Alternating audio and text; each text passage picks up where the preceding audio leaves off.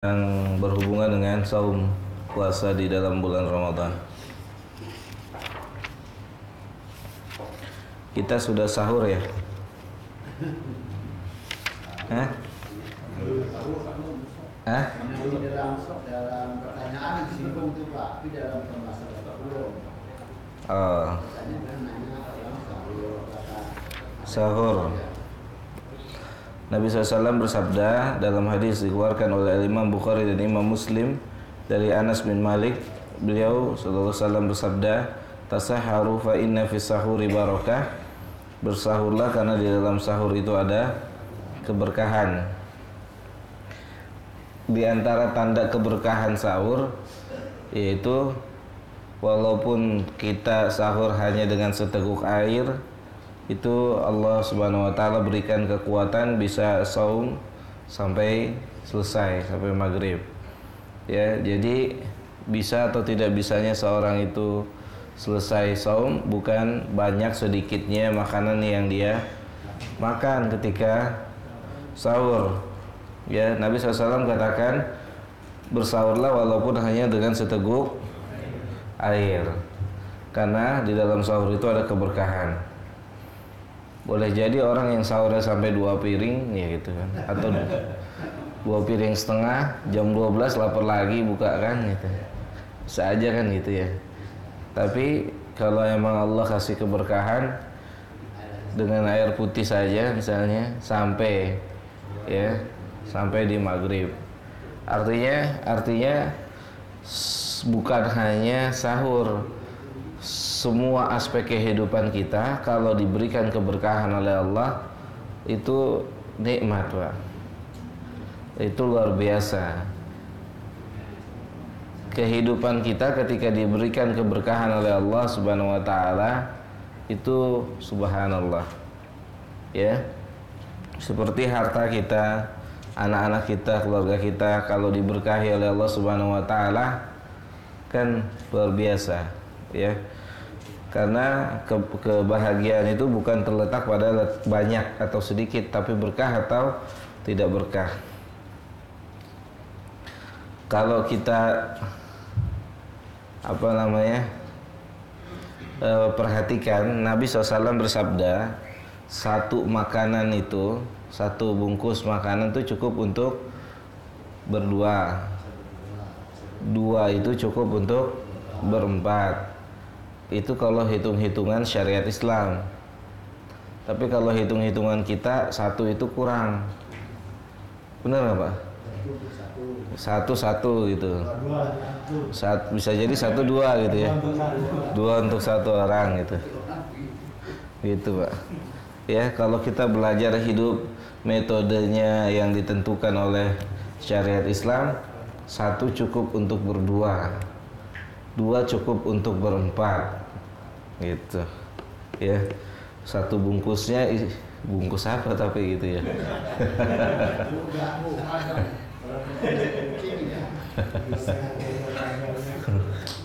Ya.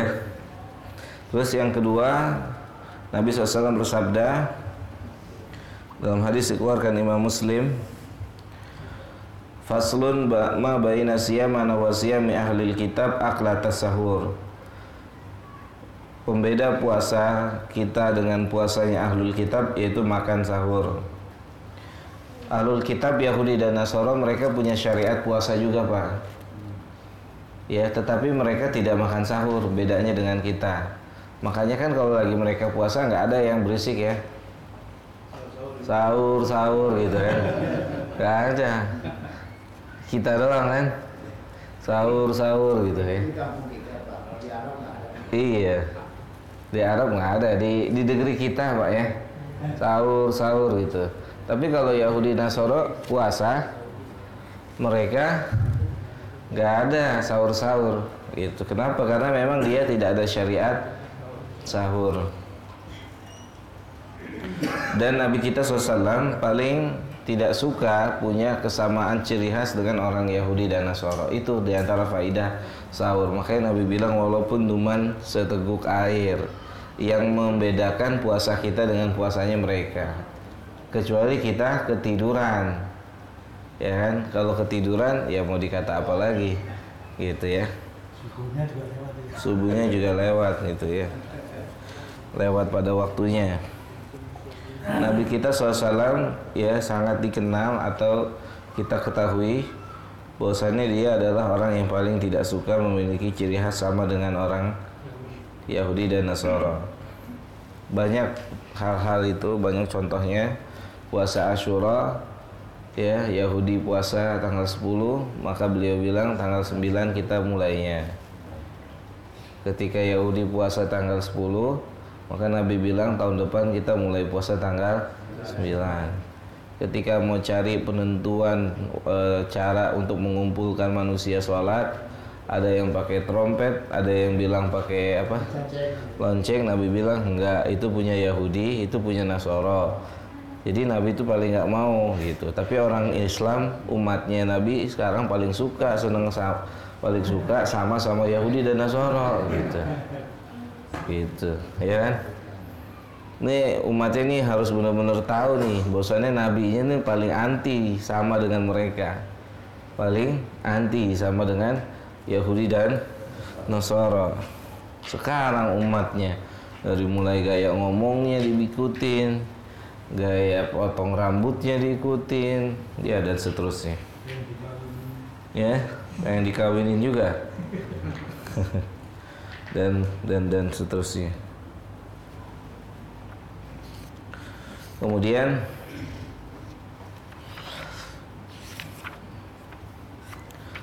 hadis berikutnya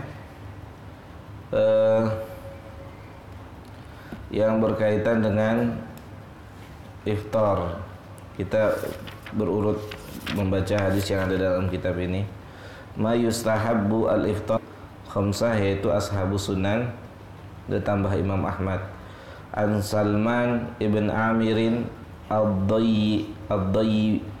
ad-Dabbi ani Nabi sallallahu alaihi wasallam qala idza aftara ahadukum falyuftir ala tamrin. Jika salah seorang di antara kalian buka puasa, maka yang terbaik itu tamr, kurma. Tapi kalau kurma dijejerin sama lontong, kalah kurma, Pak. Bener nggak, Pak? Korea, kalah kok. Kalah kurma, Pak. Padahal kurma sunnah ya. Kalah tetap sama lontong gitu. Lawannya lontong, bakwan, sambal kacang, wah lengkap. Makanya jangan keluarin dulu, kurmanya dulu keluarin gitu, Pak. Kurma, barang ya, biar dapat sunnahnya gitu kan, sudah, ya kan, sunnah, gitu. Tetap aja kalah kurma deh, ya, sama lontong gitu kan, bihun, apalagi ada es buah, waduh, ntar dulu kurmanya gitu ya. Makanya kan beli kurma cuma satu box sekecil ini bisa 2 bulan habisnya, ya kan? Coba antum beli lontong. Rebutan ya, rebutan lontong, beli bihun, rebutan, ngantri itu orang ya kan, ngantri gak enak, ngantri lontong, bihun, sambelnya. Kurma numpuk-numpuk, lihat aja di mall-mall itu kan numpuk sampai tinggi-tinggi begitu, nggak ada yang beli ya karena belum tahu keutamaannya gitu. Terus juga mungkin karena bukan makanan sehari-hari kita. Iya, bukan makanan sehari-hari kita. Fa illam yajid falyuftir ala ma'in. Kalau nggak punya air putih. Gitu. Sunnahnya kalau nggak ada kurma, tamar adalah air putih. Ya. Apa? Air putih pakai lontong. Sunnahnya air putih gitu. Fa innahu tahurun. Ya, jadi sunnahnya itu kurma. Kalau nggak ada kurma, air putih. Selebihnya yang ada gitu. Selebihnya yang ada. Gitu. Allahu taala ala wa alam. Itu sunnahnya buka puasa.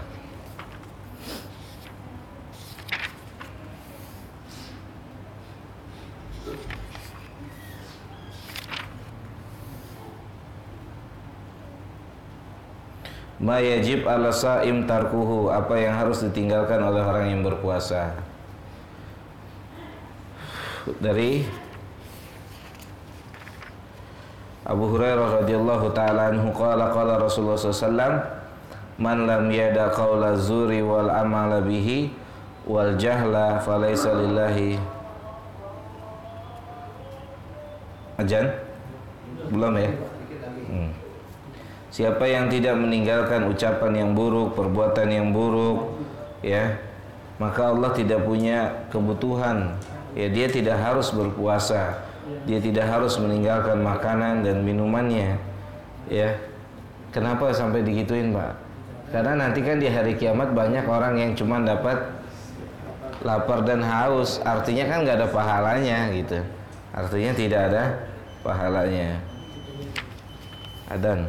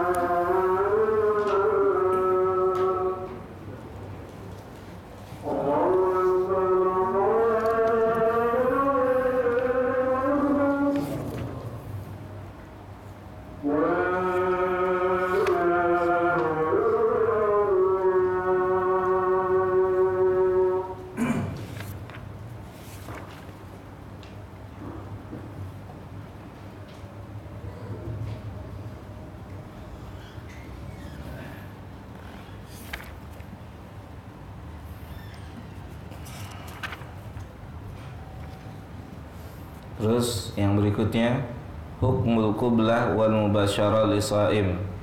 Hukum mencium istri ketika orang sedang berpuasa. Nabi SAW bersabda, hadis keluarga dari Aisyah radhiyallahu taala anha. Tentunya Aisyah yang bercerita, istrinya. Aisyah berkata, karena Rasulullah SAW yuqabbilu wa huwa shaimun. Rasulullah SAW menciumnya ke Aisyah, walakinnahu amlakukum liirbihi. Beliau adalah orang yang paling sanggup, paling mampu untuk menahan, ya. Jadi kalau hanya sebatas ya nggak batal, nggak apa-apa gitu. Tapi kalau sampai berhubungan suami istri, maka dia batal puasanya. Kemudian hukmul hijamah lisaim, berbekam untuk orang yang berpuasa. Dikeluarkan hadis dari Imam Bukhari an Ibni Abbas radhiyallahu taala anhu anna Nabi sallallahu alaihi wasallam, dari Ibnu Abbas bahwasanya Nabi sallallahu alaihi wasallam ihtajama wa huwa muhrimun wa ihtajama wa huwa shaimun. Nabi pernah berbekam dia dalam keadaan ihram. Nabi juga pernah berbekam yakni dalam keadaan berpuasa gitu. Nabi pernah bekam. Kemudian dalam hadis yang lain Nabi melarang orang berbekam ketika puasa, sehingga para ulama menjelaskan larangan ini tertuju kepada orang-orang yang tidak sanggup, tidak memiliki kekuatan untuk bekam. Karena bekam itu kalau bikin pusing. Kalau bekam itu nanti akhirnya kita muntah-muntah, lemes, maka lebih baik nggak usah dibekam.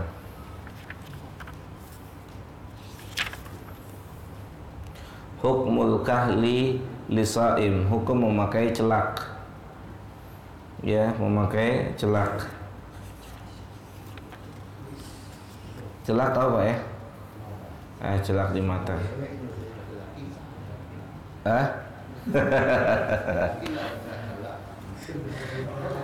Laki banyak Pak pakai celak. Ya.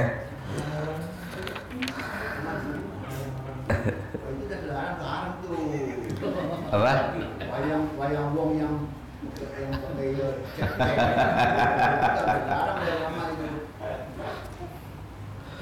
di sini dijelaskan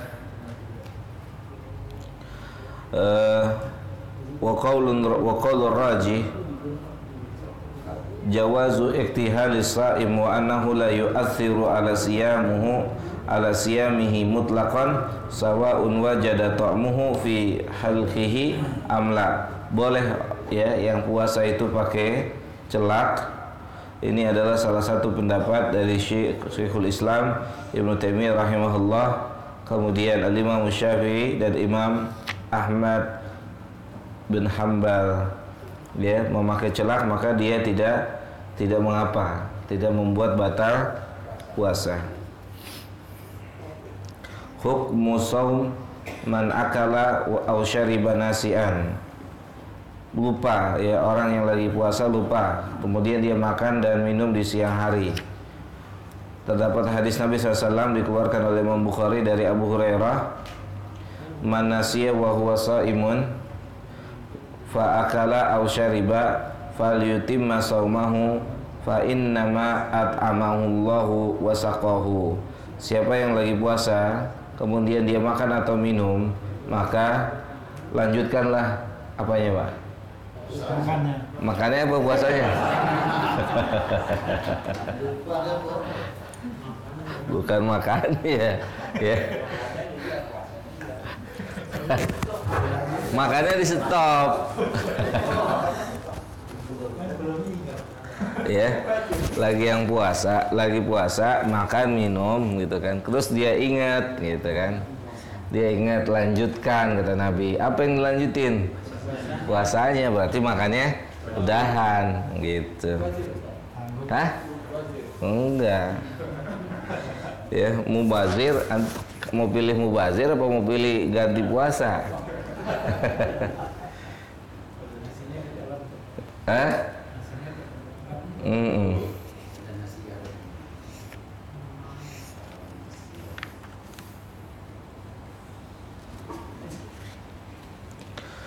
Hukum muntah. Hadis dikeluarkan oleh al-Imam Ahlus Sunan, ya, Nasai, Tirmidzi, Abu Dawud, Ibnu Majah dan Imam Ahmad. Nabi SAW bersabda, man dzara'ahul qai fala qada'a alaihi wa man istaqa'a fa alaihil qada'. Siapa yang muntah enggak sengaja maka enggak qada, artinya terus puasa.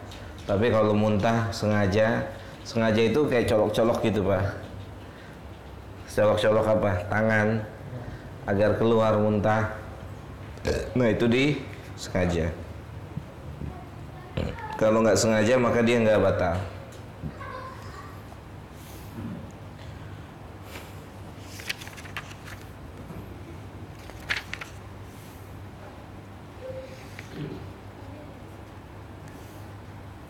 Ada soal? Tanya aja Pak.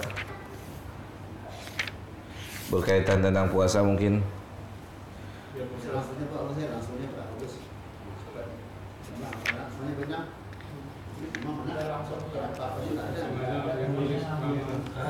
Spesial nih Pak. Malam spesial. Saya langsung aja. Ya, nih, terakhir nih.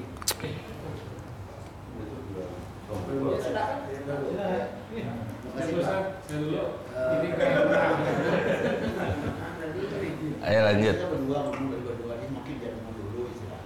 Silakan ya Pak. Itu belum ngomong, dia belum ikut.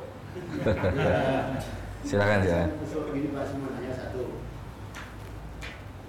Pertama, ya ini kan kebiasaan kita.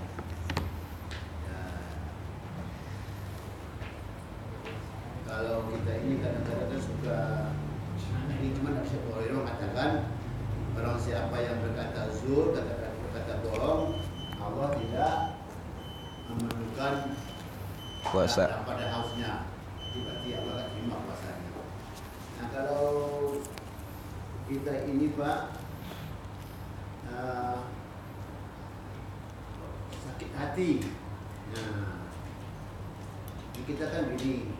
Tadi saya pernah baca juga, kalau orang mencela kita, memaki kita, katakanlah ini shaim. Tapi hati kita mengungkal Pak. Nah ini apa? Apa ini juga mengurangi puasa kita atau bisa menghilangkan pahala kita? Satu. Yang kedua, saya mau ini berapa banyak yang membayar saya. Ini kan saya berdiri sendiri, saya kalau Bapak udah bangun puasa syukur saya jangan jelek saya. Yang kedua, ini sahur. Kita sahur. Saya mendengar hadis dulu, itu bukan hadis ya, kata Ustaz, hadisnya saya nggak tahu hadisnya apa. Nah dari itulah saya terjadi tidak bisa puasa Senin Kamis ini. Nah saya lagi minum, orang azan. Lalu kata istri saya, ya habis minum susunya, jadi saya mau tinggalkan. Nah udah minum dua sebat baru udah azan. Sementara istri saya bilang minum terus sampai habis, apa katanya. Istri saya pun pernah habis, tapi saya pas itu. Tapi saya nanya kalau saya selama menggunakan apakah ini benar, ini atau tidak ini. Saya masih ragu kita ini sebesar ini setempat. Saya bilang boleh kan. Jadi saya minta bilang kalau saya sobat saya kan. Jadi betulkah kita lagi sedang sahur, masuk waktu azan, ini belum habis nih, hanya habisin saja. Itu benar. Mungkin benar.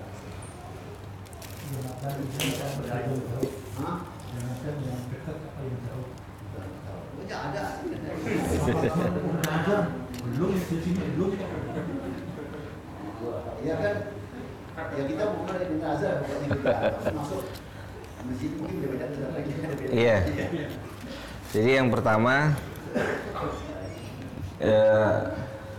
apa namanya? Sakit Pak nih, Pak Mas bilang kita kalau bilang beri sokong itu ya sakit. Selalu. Iya. Banyak pertama banyak istighfar gitu kan. Terus ta'awud pada Allah. Minta perlindungan dari syaitan kan gitu ya. Agar kita bisa menerima. Kemudian dalam hadis dikatakan Ma'lam yuhad innallaha tajawaza li an ummati, sesungguhnya Allah mengampuni dosa umatku ya, ma'lam yatakallam bihi, sebelum dia mengucapkan di lisannya. Artinya mudah-mudahan saja kalau masih ada di dalam hati kita terus belum terungkap itu nggak masalah, asalkan kalau jangan sampai dia terungkap. Kalau dia terungkap baru dia bermasalah. Kan gini Pak, kayak kita ngegerutunya, keselnya kita sama orang gitu kan, bener ya? Karena kita sakit hati kan Pak, pengen melakukan sesuatu gitu misalnya, balas misalnya gitu, Kita punya balas nih tahu dia nggak boleh dibalas kan. Kita bilang jawab ini sokim, tapi kita tuh wah. Iya, artinya pertama kita minta perlindungan dari godaan syaitan. Yang kedua banyak-banyak istighfar terus biar agak reda gitu kan. Maksud aku Pak, apakah itu menghilangkan bala sakit? Iya. Itu menanyakan intinya. Iya. Kalau soalnya teknik Bapak bilang itu ya sabar, ya istighfar. Itu ya, soal itu. Ini saya pahala saya hilang nggak kalau saya mendongkok begitu? Saya itu. Insya Allah enggak.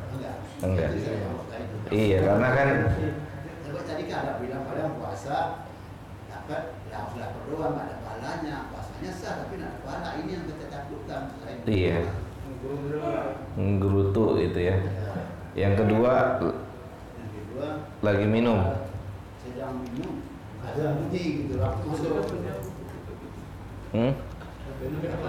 Nambah nggak minumnya? Hah? Minumnya nambah nggak?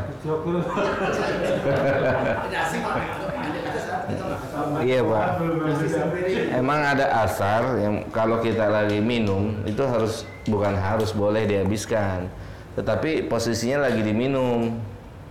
Jangan di meja. Iya. Bukannya di meja diambil, bukan. Posisinya nih kita ceklek azan terus sampai habis. Gitu. Iya, kalau lagi azan terus kita ambil air gitu minum nggak boleh. Kecuali kita posisi lagi minum azan. Nah, itu boleh lanjut. Lagi makan sama. Minum, asarnya minum. Kalau makan kebanyakan. Enggak, kalau makan itu kan dia butuh minum gitu. Nanti akhirnya habis makan minum gitu kan, nambah lagi gitu kan. Nah, kalau minum kan biasanya kan penutup, Pak. Kalau ini bukan penutup nih, bismillah. Udah lagi? Kalau lagi makan di stop, Pak.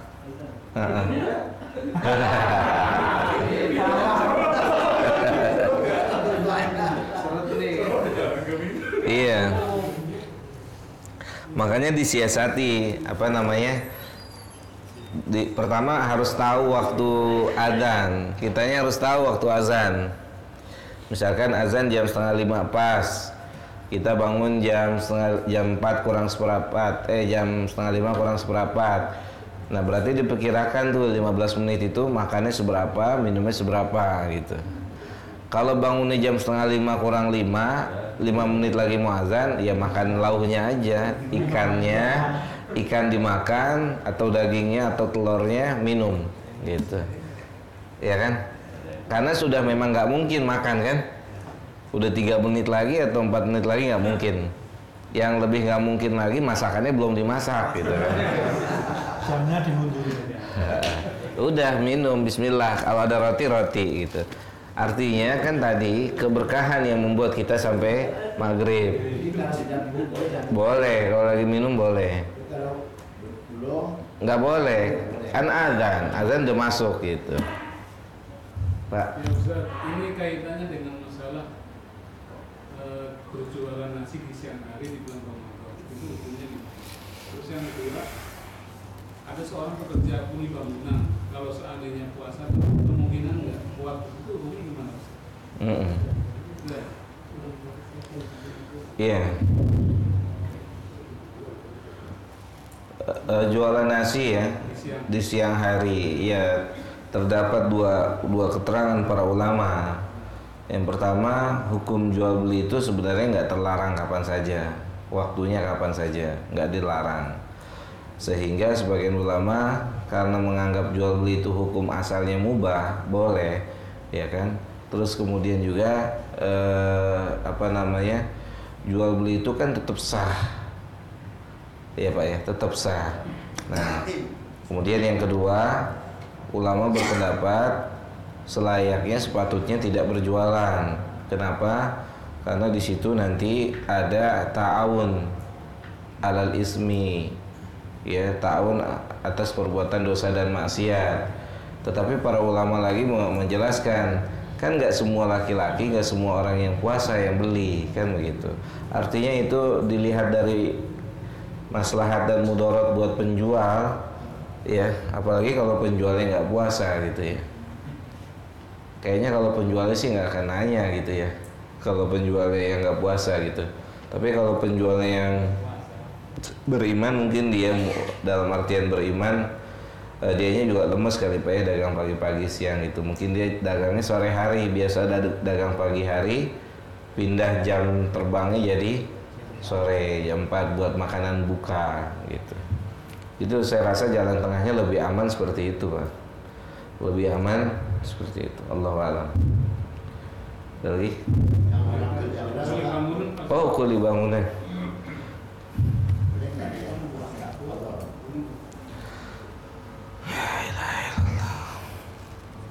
Iya. Oleh maka kuli bangunan kalau dia nggak sanggup berpuasa gitu kan, karena bukan hanya kuli bangunan, saya rasa orang pekerja yang biasa di jalanan tuh, supir-supir ya, naik motor, naik mobil gitu kan.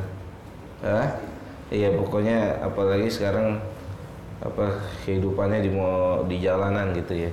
Apakah mereka dapat keringanan gitu? Ya seharusnya kalau keringanan secara syariat buat mereka nggak ada. Karena Nabi aja perang dalam keadaan puasa. Nabi perang itu dalam keadaan puasa. Ya, kira-kira lebih berat mana perang sama itu? Iya, gitu. Nah, artinya berarti kan harus disiasati, Pak. Apanya yang disiasati? Pekerjaannya mungkin dikurangin. Ya, jangan misalkan sehari biasa ngangkat 10 apa, Pak? 10 karung.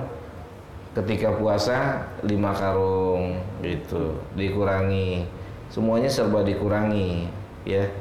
Kalau sanggup normal, alhamdulillah. Nabi abnormal tuh, di atas normal tuh, dan para sahabat. Di bulan puasa perang. Ada nggak riwayat sahabat bilang kita buka aja lagi perang gitu? Kan gitu, ya kan, udur nih gitu. Paham ya Pak ya? Kan nggak ada sahabat bilang kita lagi perang nih gitu. Yang ada safar. Paham Pak ya? Gitu. Mudah-mudahan siapapun orang Islam, apapun pekerjaannya, diberikan kekuatan untuk siam, ya, diberikan kekuatan. Yang utama kekuatan itu sebenarnya bukan kekuatan fisik Pak, tapi kekuatan hati, iman seseorang dalam ibadah. Contohnya gini, banyaklah ibadah itu orang yang lemah-lemah fisiknya tapi bisa bolak-balik masjid. Orang-orang yang kuat-kuat fisiknya gitu, yang badannya kotak-kotak gitu kan misalnya. Badannya kotak-kotak, barbel bisa puluhan kilo diangkat gitu kan. Tapi sarung yang cuman nggak ada sekilo acan berat ya Pak ya. Gitu. Melorot terus.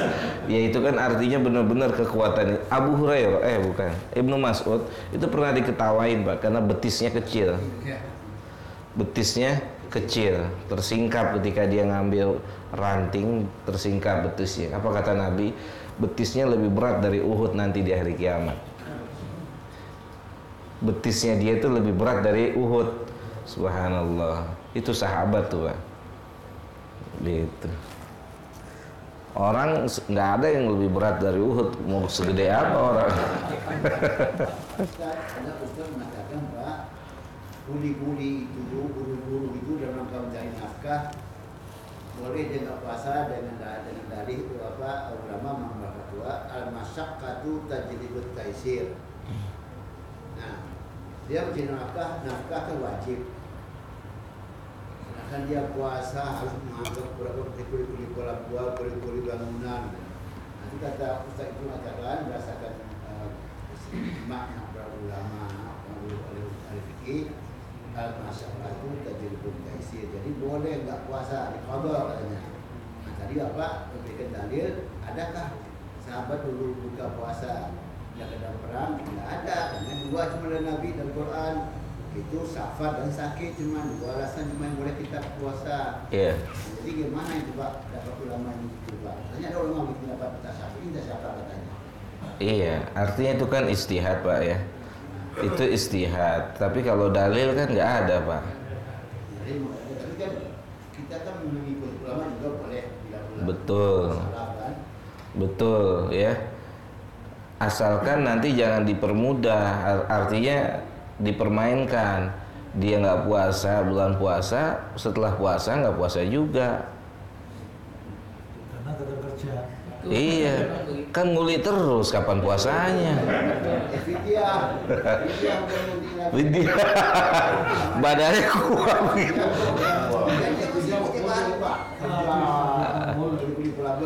Itu kena dibahas. Iya. Kalau saya berpandangan seperti itu, Pak. Wallahu a'lam. Artinya begini, Pak. Ya, saya punya kawan, Pak.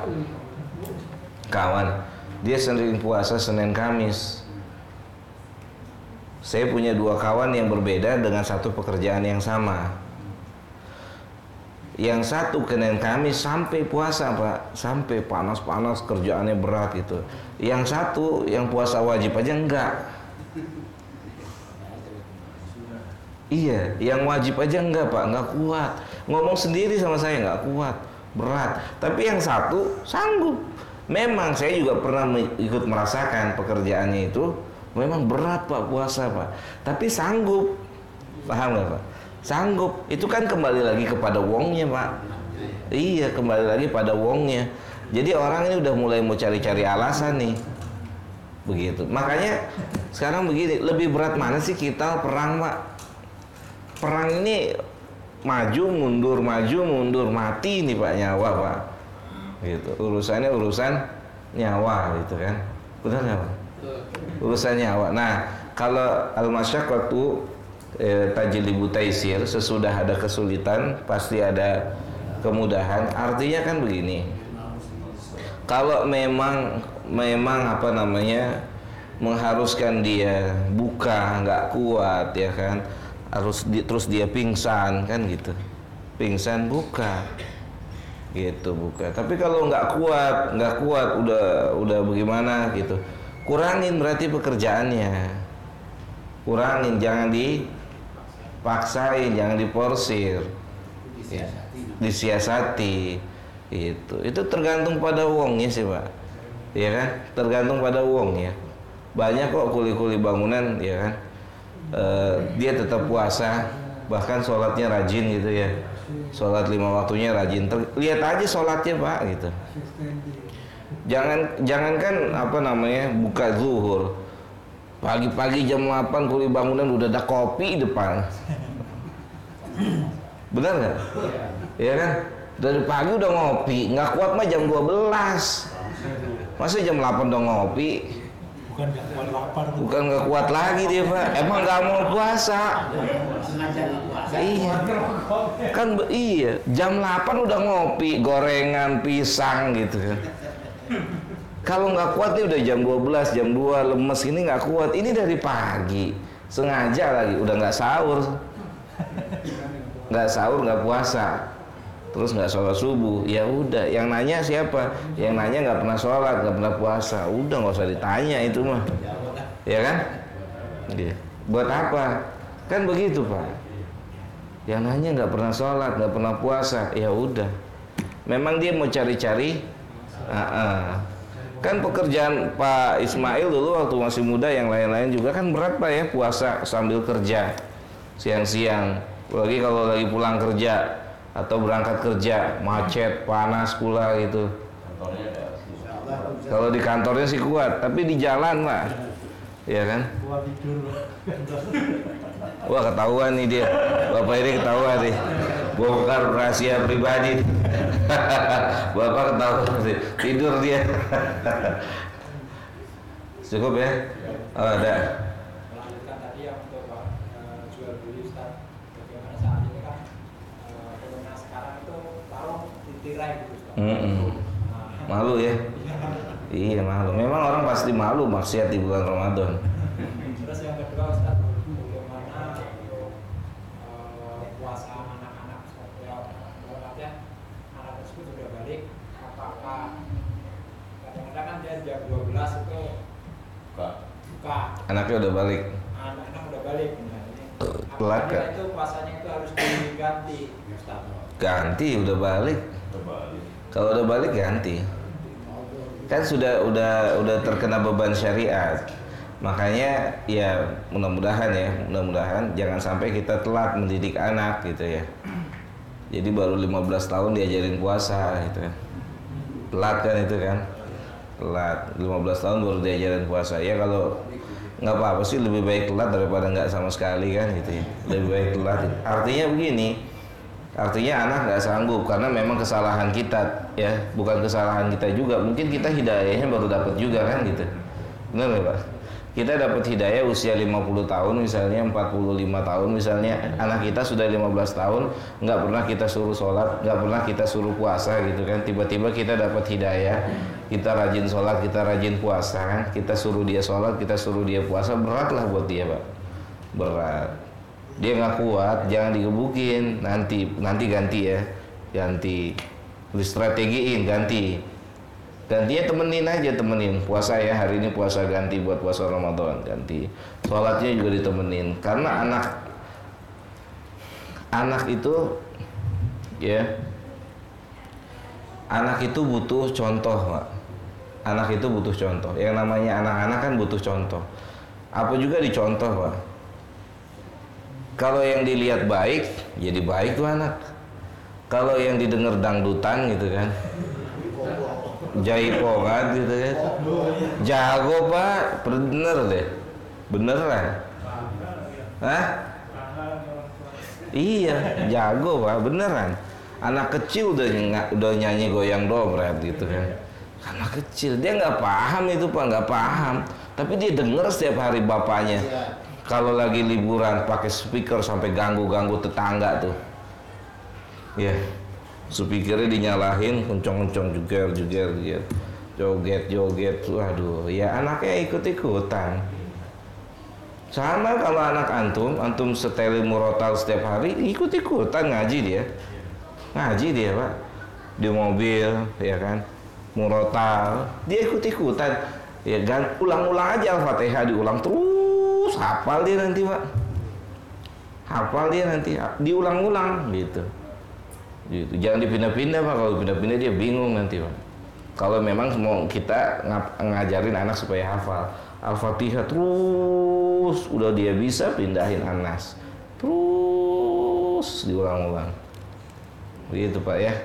Jadi kita juga dalam mendidik bertahap Pak, bertahap. Jangan begitulah. Ada lagi? Iya Pak. Anaknya Down syndrome Pak, yang sudah balik, itu bagaimana? Dia nggak kena taklif Pak. Down syndrome itu kan kurang ya.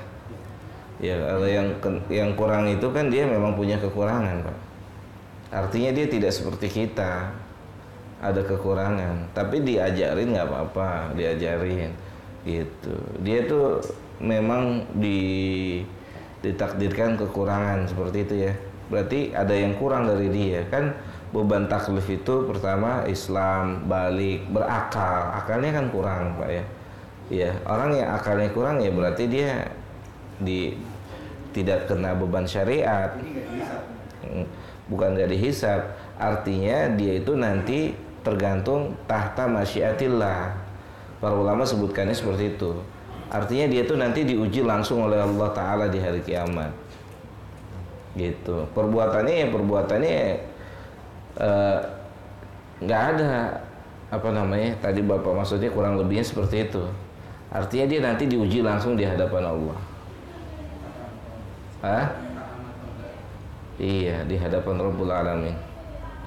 Makanya kita kalau nggak mau dihisab juga tawa gila dulu gitu.